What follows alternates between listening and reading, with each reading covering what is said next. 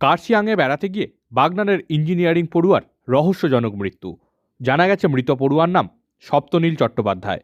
বাগনানের দেউলটির সামতার বাসিন্দা সপ্তনীল চট্টোপাধ্যায় দক্ষিণ কলকাতার একটি বেসরকারি ইঞ্জিনিয়ারিং কলেজের তৃতীয় বর্ষের কম্পিউটার সায়েন্সের পড়ুয়া। জানা গেছে বছর 22-এর সপ্তনীল তার কয়েকজন বন্ধুকে সাথে নিয়ে কার্শিয়াংয়ের ডাউহিলে বেড়াতে গিয়েছিলেন। সেখানেরই একটি বেসরকারি হোমস্টেতে তারা উঠেছিলেন। সোমবার ভোরে হোমস্টের সামনে রাস্তায় রক্তাক্ত অবস্থায় তাকে পড়ে থাকতে দেখা যায়। সোমবার ভোরে সপ্তনীলের বন্ধুরা বাগনানের বাড়িতে ফোন করে জানায় যেন তার বাবা মা অবিলম্বে কার্শিয়াংয়ে চলে আসেন।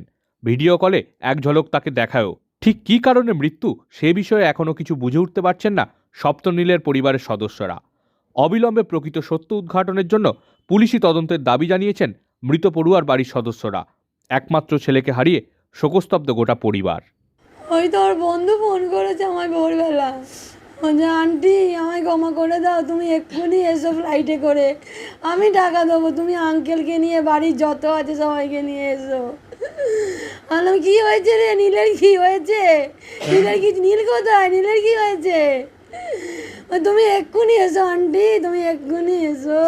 ওর বন্ধুদের সঙ্গে, আমি জানতাম না, আমি কিছুই জানি না। পড়াশোনা করতো বিটেক থার্ড ইয়ার যাদবপুরে।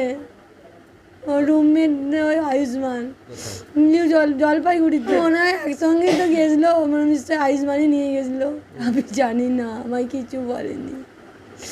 আমি জিজ্ঞেস করলাম, আমায় বলেনি, জানে মা বকবে, টাকা নষ্ট করছি। আয়ুষ্মান ওর বন্ধু।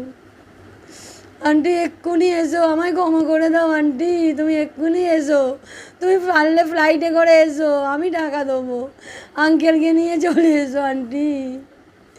আমি জিজ্ঞেস করছি নীলের কী হয়েছে, নীল কোথায়, আন্টি তুমি এক্ষুনি চলে আসো, আন্টি তুমি চলে আসো।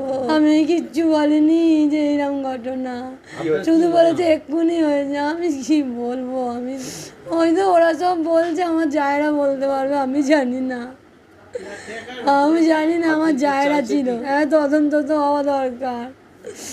কী করে হলো, আমার একটা 22 বছরের ছেলে চলে গেল, আমি এত কষ্ট করে ওকে পড়াচ্ছি না, আমার তো আর কেউ নেই, আমার ওই একটাই ছেলে,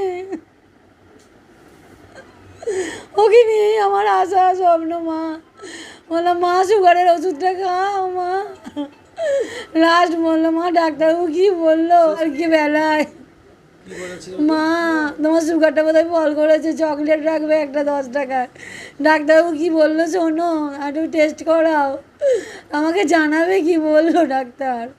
মা এরকম করো না, ডাক্তার দেখাও মা, তোমাকে তো বলছি।